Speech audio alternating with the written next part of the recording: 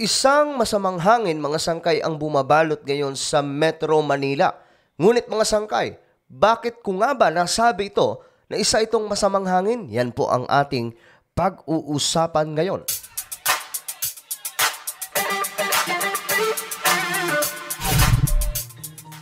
So magandang oras po sa lahat ng ating mga kababayan mula sa Luzon, Visayas, Mindanao, Sabah at maging sa ating mga kababayan na nasa iba't ibang bansa. Shoutout din po sa lahat ng mga solid sangkay. Maraming salamat po sa inyo. Bago tayo magsimula mga sangkay, paki-subscribe po muna yung ating channel. Ayan po, i-click nyo lamang po yung subscribe button na makikita lamang po sa ibaba. Then i-click ang bell at i-click nyo po yung all. Ulitin ko, click the subscribe down below, click the bell and click all. At kung kayo po ay nanonood sa Facebook, huwag nyo pong kalilimutan na i-follow ang ating Facebook page. Alright guys, ito nga po ang nangyayari ngayon sa Pilipinas, mga sangkay. Para po sa inyong kaalaman, mayroon pong bumabalot na isang masamang hangin sa Metro Manila. Ito mga sangkay, isa pong larawan mula po sa Quezon City. Isa po itong video. Makikita po natin mga sangkay ang balot na balot ng usok. Akala po ng iba kasi mga sangkay, itong nakikita po natin, isa po itong, akala ng iba, isa po itong usok mula po doon sa Bulkang Taal. But for your information, hindi po iyan usok mula sa Bulkang Taal, mga sangkay. Okay? Kundi yan po ay masamang hangin o usok na bumabalot. Ano ba? Smog mga sangkay na bumabalot po ito sa Metro Manila. Kanina mga sangkay, lumabas din po kami. Ganun din po ang nakita po namin. Talagang balot na balot po ng tila baga usok. Pero hindi po yan usok mga sangkay.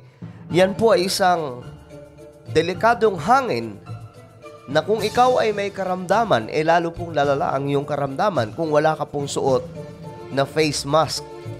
Ayan po, balot na balot po mga sangkay. Ngayon, mga sangkay, hindi po yan, ulitin ko hindi po yan usok na nagmumula sa bulkan. Ayon nga po sa report, mga sangkay, eto po, polusyon at hindi Bulkang Taal ang pinagmulan ng smog na bumabalot sa Metro Manila nitong umaga ng Biyernes ayon sa DENR.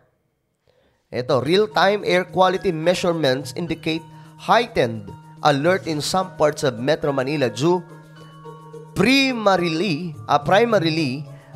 attributed to emissions from heavy na mga sangkay, mga sasakyan. Ayaw naman po natin, di ba?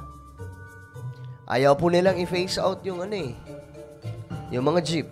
Ang dahilan kung bakit nangyayari ang pollution na ito mga sangkay, maruming hangin sa Metro Manila na nagdudulot po ng iba't ibang klaseng sakit. Sa bawat makakalanghap po nito ay dahil po sa air quality. Nadulot na rin po ng halimbawa na lamang po yung mga jeepney na nagbubuga na po ng itim na usok. Mga sasakyan na nagbubuga na po ng itim na usok at delikado na po nakadaragdag po ito sa air pollution. At alam niyo mga sangkay, ito po ay isa sa malaking problema ngayon ng buong mundo. Ang quality ng hangin mga sangkay na nalalanghap ng tao ay delikado na. Ang bira. Yan po, para mas klaro po sa inyong lahat mga sangkay, eto, bumungad sa mga taga Metro Manila ang smog na dulot ng polusyon. Ulitin ko, pollution po ang dahilan Ibig sabihin, yung nakikita po nating tila baga ulap na nakabalot sa Metro Manila, hindi po yan usok. Kundi yan po ay pollution, ibig sabihin maruming hangin. Sa madaling sabi, basura po ang hangin na yan. At kapag nalanghap po ng isang tao yan, lalong-lalo na po yung may mga karamdaman ng dinadala, lalo pong magiging maluba ang kanilang karamdaman. Eto, ang pagkakaiba mga sangkay mayroon pong fog, smog, fog at haze. So ito po ay nabibilang sa smog at haze. Ang fog mga sangkay, mababang ulap kapag malamig ang panahon matapos umulan o tuwing panahon ng amihan. So, mababang ulap po siya. Nakikita po natin yan sa mga probinsya, di ba? Or, halimbawa na lamang Tagaytay, Baguio, yan, mga sangkay. Doon, malalakas yung fog. Ang smog naman, usok mula sa polusyon na nahahaluan ng moisture. Ibig sabihin, mula po siya sa maruming hangin na nakikita. At ito po ngayon ang nangyayari sa Metro Manila. Though mayroon pong nagaganap doon ngayon mga sangkay sa Cavite at Batangas, dulot po ng tawag dito, usok mula po sa Bulkang Taal. Pero hindi po umano. Ayon po sa mga experts sa ganito, hindi po yan nakaka-apekto sa Metro Manila. Talagang ang Metro Manila ito po ay usok mula sa polusyon na nahahaluan ng moisture. Ito namang fog, mga sangkay, na bubuo kapag nagkakaroon ng reaksyon ang sulfur dioxide at ibang chemical mula sa bulkan at moisture sa sikat ng araw. Sa madaling sabi, usok na nagmumula po doon sa bulkan, itong fog. So, hindi yan ang nasa Metro Manila. Itong haze, mga sangkay, ito po, refleksyon ng sikat ng araw o liwanag mula sa polusyon. Liwanag sa polusyon. Ayan po. Ito po yun, smog at haze. Yan po ang mayroon sa Metro Manila ngayon, mga sangkay. Delikadong-delikado po talaga ito. Yan po, mga sangkay. Ramdam po sa... Ang daming balita, mga sangkay, tungkol po dito. Try natin panoorin to.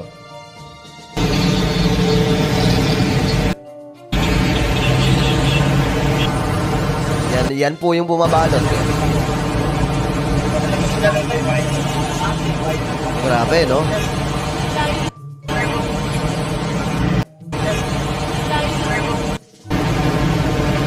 Yan po. Alam nyo mga sangkay, itong ganitong klaseng situation, napapanood ko po ito sa India at China. Pero ngayon mga sangkay, dito na sa Pilipinas, nangyayari na rin po. So bakit nga ba nangyayari itong air pollution? For your information, dahil po ito sa kagagawan din po ng tao. Human activity, kagaya po nito, mga jeep, mga sasakyan, mga sangkay na nagbubuga ng itim na usok. Maraming beses na po ako nakakita ng ganyan. At alam nyo ba mga sangkay na nakakatulong po itong air pollution sa paglalabo ng pagkasira ng ating mundo? Ay, nako. So, ito mga sangkay, mayroon pa nga pong video dito. Ito, pictures. Ito po yung mga larawan, mga sangkay, kung saan makikita po natin ang Metro Manila na balot po ng makapal na usok mula sa maruming hangin. Ayan, oh. Halos hindi na po makita. Hindi na po talaga makita. Yung mga malapit lang ang nakikita, mga sangkay. So, climate change is real. Totoo po talaga. O, ito, mga sangkay, kahit gabi. Ito sa gabi to. Habang nagdadrive po ako, kinunan ko po ng video. Makikita po natin, mga sangkay, yung makapal na animoy usok. Pero ito pala, mga sangkay, masamang hangin na nakabalot sa Metro Manila. Imagine niyo yan, mga sangkay, ano?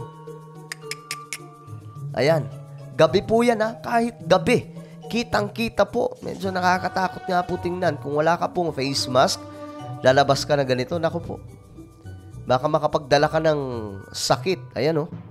Kung saan-saan na kami nakapunta, mga sangkay. Pero tingnan nyo yung usok. Usok mula po sa pollution. Ngayon, mga sangkay, ito, basahin po natin.